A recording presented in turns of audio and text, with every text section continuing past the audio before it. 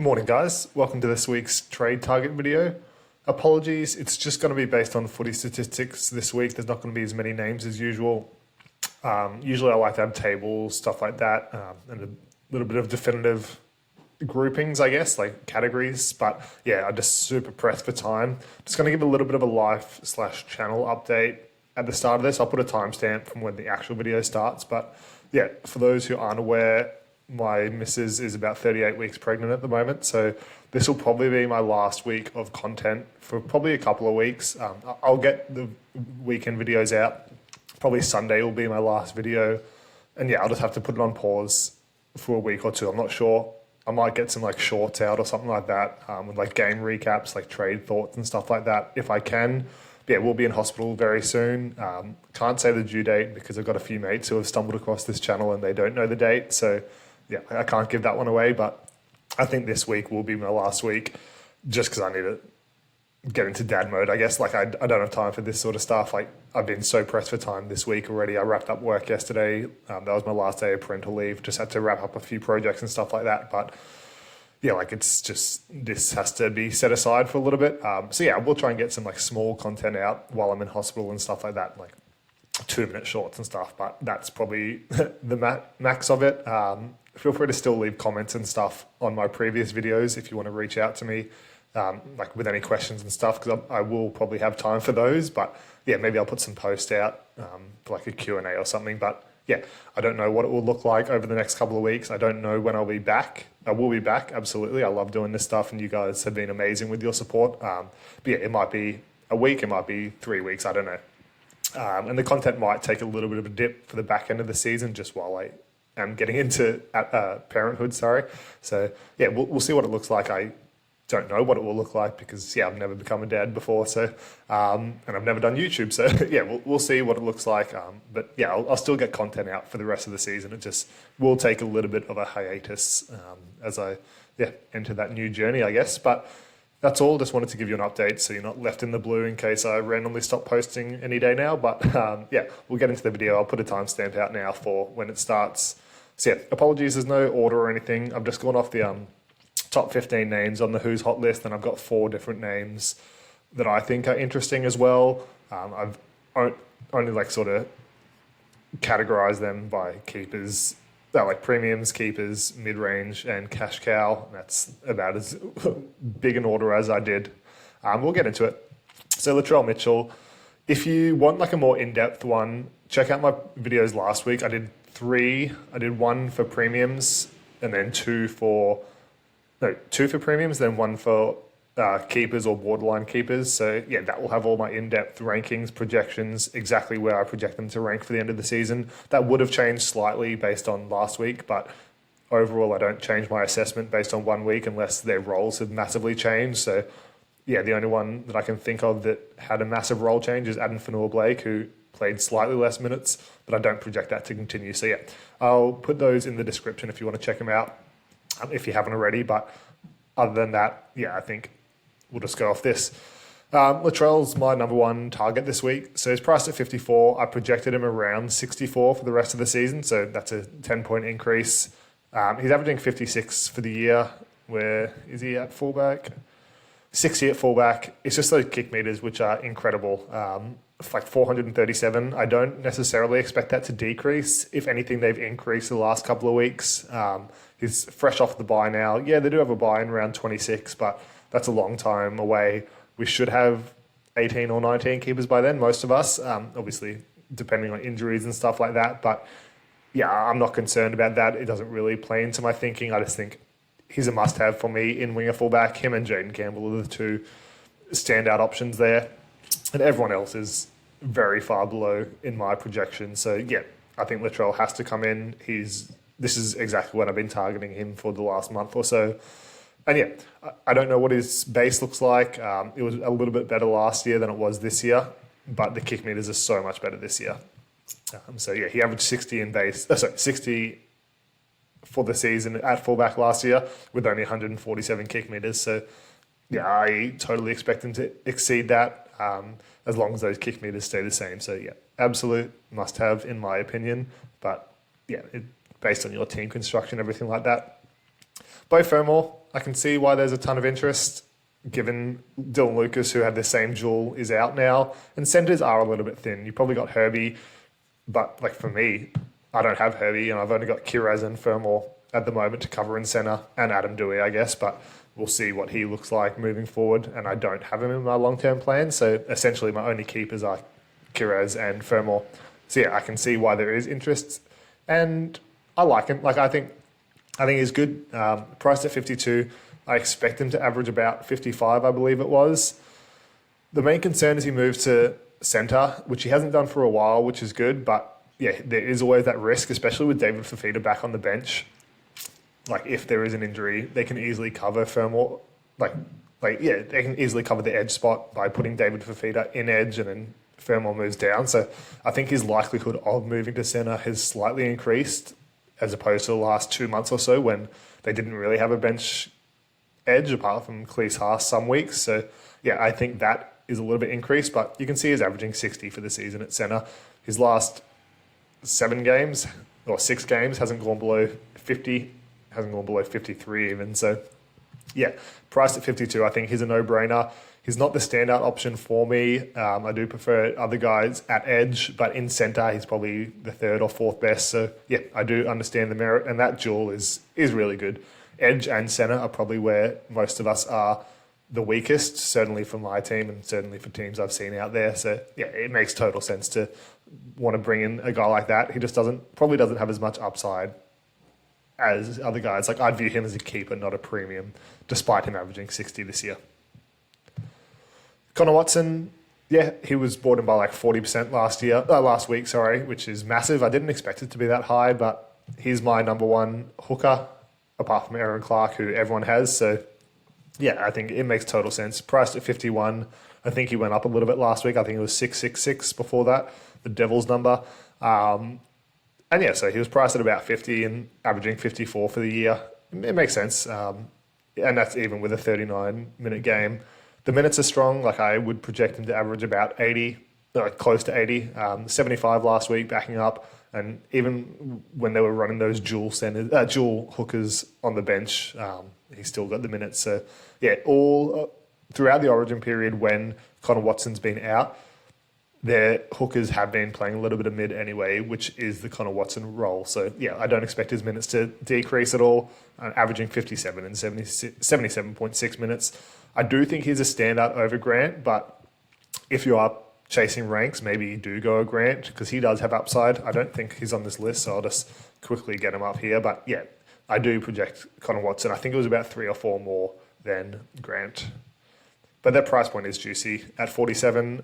He's always averaged more than that. This year it's not great. He's played a couple of games under that 70-minute mark just because backing up from Origin and things like that. But averaging 50 in 80 minutes, which is probably his worst over the last couple of years. 52, 59, 60, 59. It's really those missed tackles that are creeping up. The tackle count is a little bit lower from memory. Yeah, like slightly lower. But the run meters are about the same. Yeah, so I think Connor Watson's the standout option over Grant.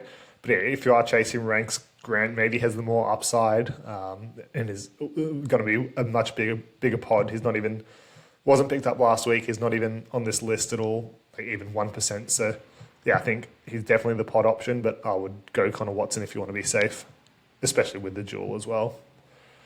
Eli Katoa. So yeah, I lucked into this one so much. I picked him up just before his 66, and I didn't even want him at that price point. And now he's 724k.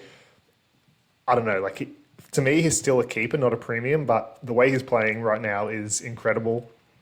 Like him and Hughes are coming into like Dally M form, and they're both on the same side of the pitch, so that does help. I don't know how sustainable the last month or so is. He scored 4 tries in 3 games. But yeah, I don't know, his base isn't that strong, but he does so many other things, like offloads and tackle breaks are pretty high. He is such a big try-scoring edge. And they have a pretty soft draw, so I don't know whether the tries necessarily come down. Obviously down from 1.3 a game, but it could probably get to 0.8, 0.9 a game, which is crazy for an edge. But he scores in so many ways. His connection with Hughes is immense lately. and he chases every kick, really. Doesn't matter which side of the pitch it is. Like, you could have Munster putting up a kick on the left-hand side, and Eli Katoa's running and chasing it down. He scored a try, I think, against the Cowboys doing that. So, yeah, there's no stopping him at the moment. He is very versatile. We saw when Jeremiah Nanai was doing this on kicks a couple of years back, and he kept up that try scoring rate. I think he was the number one scorer for the Cowboys. He might have had like 20 tries across the season. So, yeah, I don't necessarily think it's super unsustainable for Eli Katoa, but if that form starts to dip and Munster maybe starts to command a bit more of the ball on the left-hand side, then yeah, Eli Katoa is going to dip. 54 is about where he'll average for the season, I'd say. So you're not getting him underpriced, where someone like a Preston at the moment is. So it's just up to you. I personally would prefer Jacob Preston at his price point over Eli Katoa, but I understand form does matter. So Eli Katoa is interesting, but yeah, I do prefer Preston and probably Angus Crichton over him at this stage. Herbie, yeah, don't need to talk about him too much. He's a little prick. He's just insane.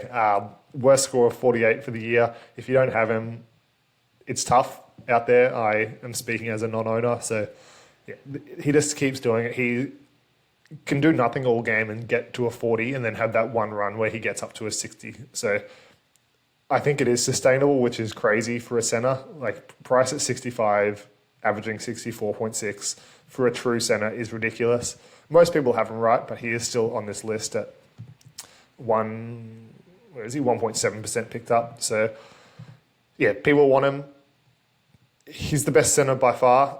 Are you comfortable paying $877K for a centre? No, but it's probably a no-brainer. Like, you kind of have to do it. Like, he is a must-have for sure. I will be bringing him in, just not this week, I don't think. And I might still bring him in. I don't know what I'm doing with my trades, but they do have a bye next week, which is tough. So I think as a non-owner, you got to make it through one more week in a soft matchup against the Cows. Like, that is scary. It's tonight, so it's not a fun watch, but I think you just got to ride it out for one more week as a non-owner, get through that bye, and you'll gain a little bit back on that bye. He's had two, like round 18 and round 21, so that does help as a non-owner. But I think, yeah, you just got to give it one more week unless you just want him in. But I think the smartest play is picking him up in round 22, getting the funds available for that. For me, I already have like 900K in the bank, and I was planning on getting Yo and Cleary, and that they're out. So, yeah, like that's why I'm leaning towards potentially getting Herbie this week, but I still don't want to do it, even with that money in the bank, because of that buy. So, yeah, in terms of him as a player, absolutely bring him in. He's not underpriced. He's potentially overpriced, but it's even hard to say that now because he's just ridiculous. So, yeah, I think you want him in, but probably not this week because of that buy. Jacob Preston, priced at 52 now, which is crazy. I'm kind of jealous I can't bring him in. I mean, I could bring him in, but I think I'm going Angus Crichton. But honestly, it's getting very tempting now. These break-evens aren't correct, by the way. They're not correct here either. It's very annoying. It's like Thursday and they're still not out. But it's about 72. Maybe that is correct. No, I think that was from last week. He got a 56, sorry. 71 break-even. So, yeah, he's got a high break-even. But you want your keepers in earlier than later. Like, if he loses another 20K, you're fine with that if you get another week of Jacob Preston. So I'd be targeting him this week if you haven't already got him. And yeah, I was going to get Angus Crichton, but I think maybe I do just get Preston now because I do project him as a 60 average. I did at the start of the season. That's why I brought him in. There's no negatives in his game really that you should be concerned about. He had that 29 where he did absolutely nothing, but it was still a 41 in base game. So, yeah, I'm not concerned by that at all. Not concerned. That's only his really recent form that's dipped, and then he's still gone down to under 700K, which is ridiculous. He's only averaging 56.6 this year, which is still 5 above where he's priced at, but averaged 58 last year. The try-scoring form is sustainable, same as Eli Katoa. He does it in so many ways. So, yeah, I'd be really high on this guy, and maybe I do just consider getting him. I hadn't had him in my thoughts, but maybe I do pivot and just get him in. It does affect my team a little bit though, so I'll have to play around with that. But yeah, he's a freak. He should average high 50s at worst. I could see him absolutely getting to 60. The only concern is his suspension history. He's had 3 this year, or back end of last year to this year, offences for crusher tackles and things like that. He had a pretty innocuous crusher tackle earlier in the season and got out for 4 weeks based on his prior history. So anything he does from here on out will be sanctioned, you'd say. Like if he's on report, chances are he's getting a suspension, like a 1 or 2 week, even if it's very like a nothing play. So yeah, just be careful of that suspension history. But that's the only concern. Like nothing in his actual play is concerning in fantasy. I guess I'll shuffle it around and talk about Angus Crichton next, just because he's also an edge. And yeah, priced at 45 is ridiculous. That's why I want him, essentially. Like I don't think he's as good as the premium options, but he has the upside to be. The only real thing he's not doing this year is scoring tries, which means he's not getting line breaks and stuff like that. His tackle breaks are a little bit worse because you usually get about 2 tackle breaks per try. So that's really the only thing that's dipped massively. He's still averaging 50 for the year, priced at 45. He's just like a no-brainer. And that's his worst. Like even if he averaged 50, that's his worst for the last couple of years. Like he averaged 60 last year. Nothing the year before, 55, 59, 62. Like 50 is a dip in form and it's still 5 more than where it's priced at. So yeah, I think Angus Crichton is the one I want. He's getting picked up by 2.2% now. So yeah, he's a bit of a no-brainer. It's just whether you want him or Preston. They're both underpriced. I don't know how much more Preston outscores Crichton by. I'd say about 5-ish. I can't remember what my projections were, but yeah, I'd have to guesstimate about 4 to 5. So you just got to decide if that difference in money is worth going up to Preston. It probably depends on who else you've got in the edge position. Yeah, guys like Preston and Crichton, I do prefer much more over Fermor if it wasn't for the duel. But yeah, I get that the centre duel is very appealing. Isaiah Katoa, so he's getting cheaper now, which is good. He got up to 777k and has come down about 50k now. Again, he has that bye next week. So I think if you're going to do it, it's not this week. So I'm actually surprised he's on this list. He's up to 60% owned in the top 100. That was always floating about 20 to 30%, even during this purple patch. He's come back down to earth a little bit the last couple of weeks. So yeah, even though they do have a nice matchup tonight, I would be waiting till after the bye. And yeah, he should be the second best half in the game. That's come down to 54, priced at 54 now, but still averaging 57.7. He is like sort of coming off that purple patch, but I think he can get back there. I think the bye will help him. I have talked about it for the last couple of weeks that the Dolphins are vulnerable just because their forward pack is so weak at the moment, and that will affect them towards the back end of the season. You saw it last week where they lost, but he even still bounced back at like the 60th minute mark when they should have been dead in the water, like down 16-0 or something, and then like they could have easily folded, and they still found them all momentum over the Sharks, who had been dominating ball possession. So yeah, the Dolphins are just relentless. The bye is going to help them massively. It will help guys like Katoa, Herbie, their forward pack, which by definition will help them, like their halves and stuff like that. So yeah, I think that bye will be a good refresher. And then if you want him, I'd pick him up in round 22 for sure. There's certainly merit to getting him, but I just don't think it's the week for it now. Tino. So yeah, I'm really interested in this guy. His minutes have been lacking the last couple of weeks, just carrying that injury. I keep forgetting to check. I think it was a sternum injury, but he talked about it. He's feeling better now. And yeah, he came back on last week when the game was essentially over with like 15 minutes to go. He only came off for like a 2-3 minute rest and then came back on. So that's a good sign, right? Like backing up from Origin and still coming on in a game that you're probably not going to win anyway. So I think that's a good sign. His points per minute was great.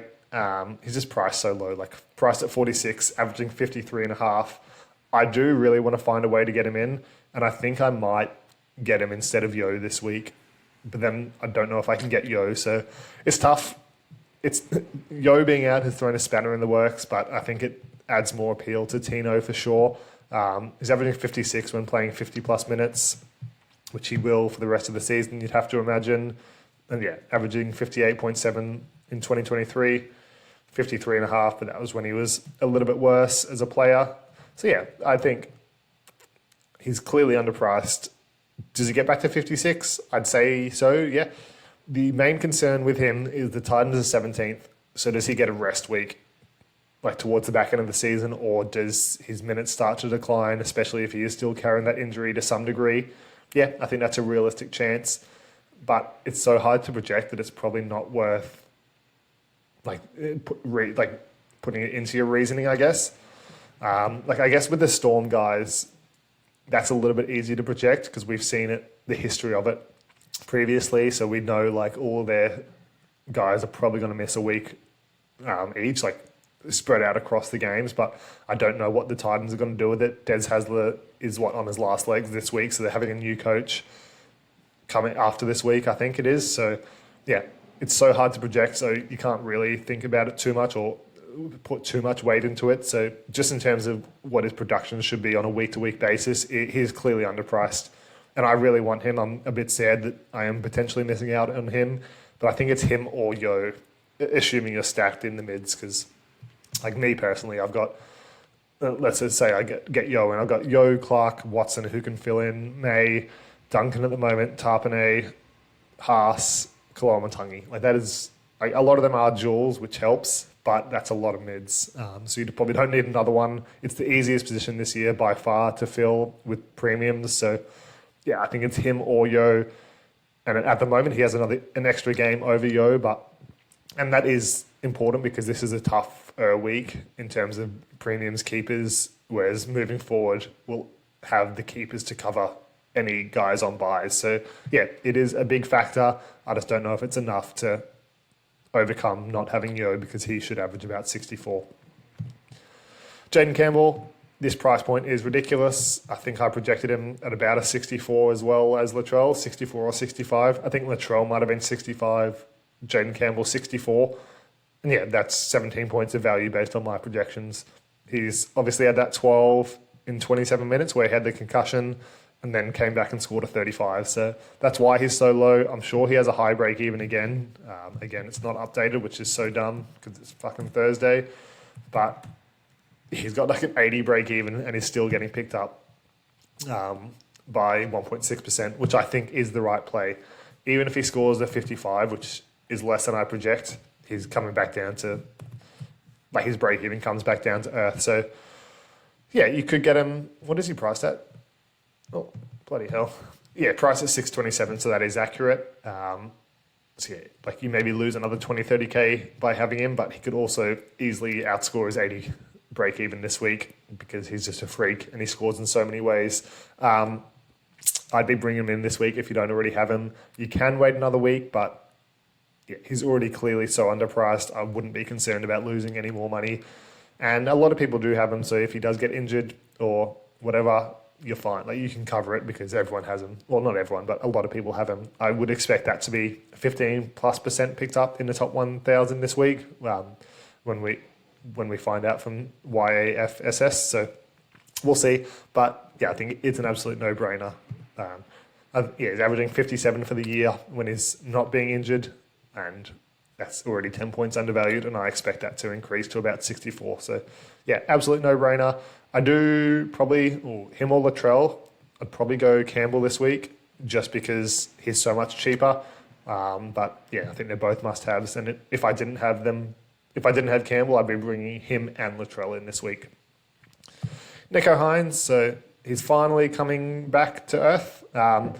It was overstated how bad he was. Like, obviously in real life, he hasn't been great this season or probably the last couple of seasons, but like he had that 25 score. But apart from that, he hasn't scored below 45 since round 5. So, yeah, like I knew that when I traded him, and I didn't necessarily want to trade him. It just had to be him. Him and Hosking had to go that week, and it has backfired in that sense. But overall, it probably worked out okay. But yeah, that 93 last week is crazy. He scored a double, but he was just doing everything. Like the kick meters have come back a little bit now, which is good.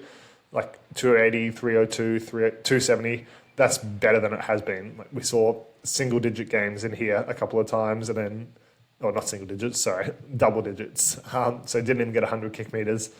Trindle's sort of taken a back seat now. We've seen it in the run game and in the kicking game. So last week, 132 run meters for Hines, and the kick meters as well. So I think he's kind of back, but I don't know whether I'd be rushing to bring him in. It's like he's priced at 48, averaging 54, which is good. He's got all that historical data. He probably averages about 54, right? Maybe even slightly more. So he is underpriced for sure. We just don't know what he truly looks like. So I think absolutely you can say he's underpriced, but you can feel like a Jaden Campbell there who's 17 points undervalued, and you probably want to play him at winger fullback, but maybe not. There's other guys. Like, is it worth just going up to an Isaiah Katoa who's 80k more, who's probably going to average a couple more? I don't know. I think, there is merit to bringing Hines in. I just don't know what he will actually look like. He's so hard to project because this is like his worst year ever, and is starting to get back into that purple patch. But I think we're banking too much on his upside, so I don't know. It's hard as a guy who just traded him as well because I didn't know where I ranked him. I had him as a borderline keeper, but now I think he's a true keeper. But I don't know. It's so tough. I don't know. He's underpriced. Yeah, I think if you bring him in, it's no problems at all. I just don't know where on earth I would project him moving forward. I'd say if I had to guesstimate, probably around the 53 to 55 mark, so about 5 to 7 points undervalued. So I'm going to have to leave that decision in your hands because I cannot provide too much help there because he's such a tough one. But I think, he's in a bit better form now, and I think he will command more of the ball moving forward. But how much of that, I don't know. Tanner Boyd, so he got the starting spot over Tamari Martin, and there's a lot of interest for this guy, and I understand it, and I kind of don't understand it. He's priced at 512k, so he'd be feeling like your 18th, 19th man. He's not a keeper. He probably doesn't have any path to becoming a keeper. He scored a 56 last week, and the signs are good. Like, he's scoring in ways you want to. Like, the goal kicking is great. Tackle count is solid. Kick meter is great. Meters gained, not great, but he got 2 turnover tackles in that, plus a try assist. So take away the turnover tackles, and he's back at a 48. So that's still a good score, especially for where he's priced at. But I don't know if he's the best 18th, 19th man out there. Adam Dewey should be pretty good. I'm not sure where he'll be ranked. Dylan Edwards, guys like that are already better. Reece Walsh, I'd say I'd all prefer those guys over Tanner Boyd. He just doesn't have much history at halfback. Like last year, he only kicked for a couple of games. Kick meters the same, meters gained, like pretty much identical for both of those. Even missed tackles and tackle count, very similar. And he averaged 38. Maybe add on 4 points for goal kicking, and that's 42. And that's with 3 turnover tackles as well. So I don't know. Like, that is essentially where he's priced at. The year before, he averaged 48 with, again, very similar everything else. The turnover tackles are actually pretty good for a halfback, to be honest. That was with the goal kicking, and he averaged like 3.3, so 6.6 points with goal kicking and averaged 48. So I'd say 48 is probably his ceiling. Not his ceiling, but maybe the upside of his projection. I'd say he probably averages about 45, which is good. But there's other guys who are just as underpriced. Like, I'd probably even rather Tommy Turbo at his price point and upside potential, because you want your 18th, 19th man to have the upside, whereas Tanner Boyd is probably going to be pretty consistent with his scoring, but he doesn't have that upside where if you're not playing these guys every week, you want them to be your loop options. So I talked about this in the video on Tuesday if you haven't seen it, but yeah, you want to bank on the high upside for your 18th, 19th man, and Tanner Boyd doesn't really have that. Like, sure, he'll have some games where he scores a 60 or something, but the Titans aren't very good. Oh, sorry, he's not on the Titans anymore. The Warriors aren't very good. The Warriors are good, sorry. What am I talking about? Forget I said that. But yeah, he just doesn't have that massive upside. And yeah, the Warriors are a lot better team than the Titans were, so maybe he is a little bit better, like he gets more goal kicks and stuff, but they're not going to be as good as they were with Metcalf in the team. And I think Tanner Boyd is a good replacement because he's been crushing it in New South Wales Cup. But yeah, I just would rather have those higher upside guys like a winger fullback, Tommy Turbo, Reece Walsh, Dylan Edwards, someone like that who you can loop in comfortably, and if they score shit, that's fine. You're not going to play him every week anyway. But if you're playing Tanner Boyd, he's probably going to get that 40 to 45 every week, which is fine. But yeah, it's just not the best scenario for a looper. So I see the interest, but not for me. My mic went on mute, so I don't know when that happened. Hopefully it wasn't too long ago. I'll just start from Adam Doueihi from the start. And I think Adam Doueihi is the perfect example of a good 18th, 19th man. He's got that high upside. He's coming into a new role, which I don't know whether it's good or bad for him. I did just check his break even. It's about 5. So even if he scores 40 from now on, he's not going to make too much money. But I'd say he scores probably more than 40s moving forward. It's such a versatile role. So we've never seen him play lock before, from my memory. Yeah, he's never played lock before. But he's sort of in that roaming lock role. So his tackle count shouldn't be massive. I'd say around 25 to 30 if I had to project it. I do expect him to play close to 80 just because he does goal kick and he's not going to be a massive tackler in that pack. He's sort of like, if you remember Kalen Ponga in Origin a couple of years ago when he came on and played that roaming lock role, or like a Ben Hunt, I guess, who's played a little bit of like a, I don't even know what Ben Hunt's done. But yeah, like they're not there to make the tackles. They're just there to be a third halfback essentially. But we'll have to dig in a little bit more in defense.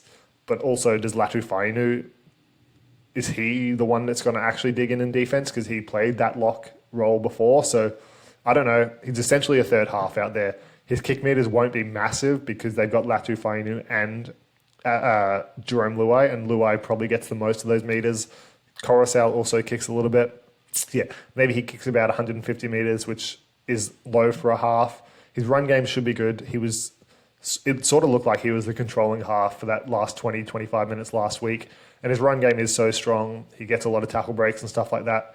So it's sort of the perfect role if he's defending more and also still commanding as much ball. I expect him to play 80 or 65 at worst, in my opinion. And that, looking at other people's stats, like what people are saying on Facebook groups, they probably don't project him to play that many minutes, but I do because I know he's not going to dig in as much defensively and need goal kicks. So yeah, I don't know what he's going to score. I couldn't even project it. I want to see a week of it because we only saw about 20 minutes of it last week. And yeah, I just don't think they want to change their spine too much. So I expect this to continue for the next couple of weeks at least. He's in my team already, which is awesome because I don't have to think about it. I'll probably play him this week because I think it is an appetizing role, but I don't know what it is moving forward. Probably averages high 40s if I had to guesstimate. He averaged 60 or close to as a halfback, and this is sort of a better role. So maybe he averages like 55, 60. Who knows? It's such a high ceiling and such a low floor. Not a massively low floor, but he averaged 35 in center. So maybe his floor is about 40, which is lower than where it's priced at. I don't know, but that makes him a perfect 18th, 19th man because you have that massive upside. So I love him. I probably wouldn't be rushing to bring him in, but it's also now or never with a 5 break even. So I don't know. Do you want to miss out on him potentially being awesome? If I had to put a label on it, I'd probably say he's an avoid, but it's tough. He also has an injury history as well. So I don't know. I'm just happy I'm owning him, but yeah, I don't know. I'd be so on the fence if I didn't have him. Joash Papali, not Papali'i. Yeah, he's appealing. I think he's halfback now, I believe. He's just a cash down, right? If you want your cash downs to be the good scorers, then get him. Him and De Silva, probably the highest upside as your cash downs. It's either that or non-playing reserves for me, which I talked about in the video on Tuesday, if you haven't checked that one out. So yeah, it's up to you. I think he probably has a little bit more upside than De Silva, just because De Silva has that bench role, but I think that probably starts to grow as the year goes on. So towards the back end of the season, De Silva probably has more value. So yeah, I don't think there's anything wrong with either of these guys. I'm not going to talk about them too much just because, yeah, I'd say De Silva probably plays about 35 to 40 minutes moving forward now that Riley Smith's back, but that could change week to week. And yeah, at the back end of the season, I expect him to be better. So if you want a good scoring 230k guy, then I think either one of these are fine. But yeah, it's just up to you if you want that or someone who's not going to play and is going to be a loop option. The only other 4 guys I'll talk about that are of some interest to me that weren't on the top 15 guys. I'll start with Jerome Hughes. So he's 703k now. He's only owned by 40% in the top 100 teams and only 30 in the top 5,000, which is pretty crazy. Like, he got to such a low price, and I feel like I was talking about him for 2 months, and a lot of other people wanted him around that point, but people just didn't commit. And yeah, he's made 170k in about a month, which is crazy. I think 700k is a little bit expensive now. He's priced at 52, but yeah, I'd go on Nico Hines over Hughes at this stage. I'd go on Isaiah Katoa over Hughes, probably, just because they're pretty much the same price. He's in a purple patch. I don't necessarily expect that to decrease too much. I'd say he averages mid-50s from here on out. He averaged 60 last year, which was unsustainable. He was never getting back to that in my eyes, but he sort of is over the last month or so. Yeah, I'd say mid-50s is where I'd project him. So someone like Hines, for me, has the same sort of projection and is slightly lower in price. So yeah, there is interest in Hughes. If you want him, there's nothing wrong with getting him. He probably still is a little bit underpriced, but he's very expensive now. If you were going to do it, it probably should have been this week at the latest at 640k. Phoenix Crossland, so he's back at lock now, and I expect him to play 80 minutes in that lock/hooker role. In these 3 weeks, he was only playing lock, where they had Brayley. Oh, I think maybe the Raiders game, he moved for the last 18 minutes back to hooker. But apart from that, he was playing strictly lock. But both of them are very similar for him. He'll get slightly more run meters at lock, but even then, he wasn't running for too long. It's really the tackle count that boosts him heaps.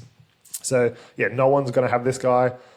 He's only averaging 44, playing 71 minutes. I expect those minutes to be a little bit higher because Dylan Lucas is out. They'd moved Brodie Jones there, Frizzell on the bench, Crossland back to lock, and Brayley at hooker.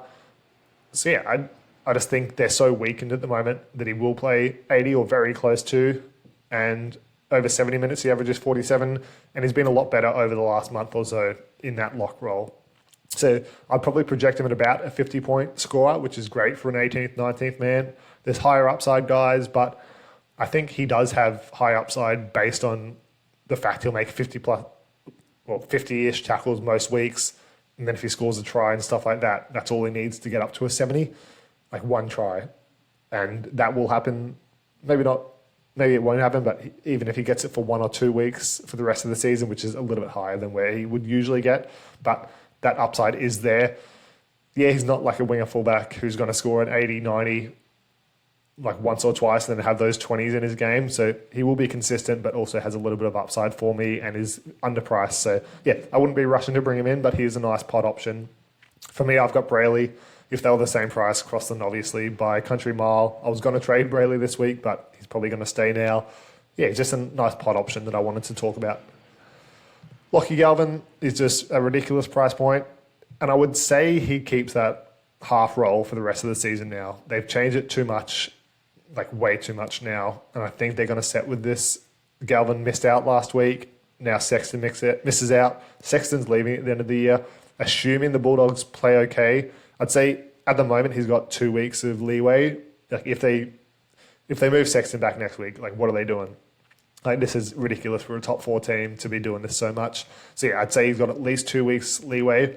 If the Dogs lose both of those games, I think Galvin's out probably the rest of the season. But if they win both, or at least one, and the other one's close, then yeah, I'd say Galvin's there half for the rest of the season. And priced at 34, and yeah, in that draw, I'd say they win both for sure. 454k priced at 34. I don't know how many kick meters he gets, but he didn't even kick last year, like 170 meters and averaged 51.8. So I think this guy's the perfect 18th, 19th man at that price point. I'm considering it for sure. I probably won't do it this week, but next week, absolutely. If the Doggies win and he looks good, I think he'll command a little bit more ball. Obviously, Burden's pretty dominant on the left-hand side, but yeah, I think he'll want to prove a point and probably try and overplay his hand a little bit, which could work out well or badly. But he's averaging 44.8 this year in a really up and down season. So I think he probably gets about to 47, 48, price at 34. Does have that upside for sure, just because he'll is a halfback. He'll do a little bit, like there'll be games where he gets 2-3 try assists and then others where he won't miss a few more tackles and score 30, but he could easily have a couple of 70s in his game for the rest of the season. It's a relatively soft draw for the next month or so, then it gets harder. Yeah, I think he's a great option as an 18th, 19th man. Dylan Edwards, a little bit more expensive, but yeah, priced at 40, averaging, let's go to 70 plus minutes. Averaging 46 for the year, averaged 55 last year, 48, 46. Yeah, like this is his worst season, and it's mainly because he scored one try all season, which is bad for a fullback. The Panthers are in a lot better form now. This is the guy I'm targeting for my 19th man if I can, but it's going to be so touch and go. And I don't know if I can get there unless I go Tino over Yo.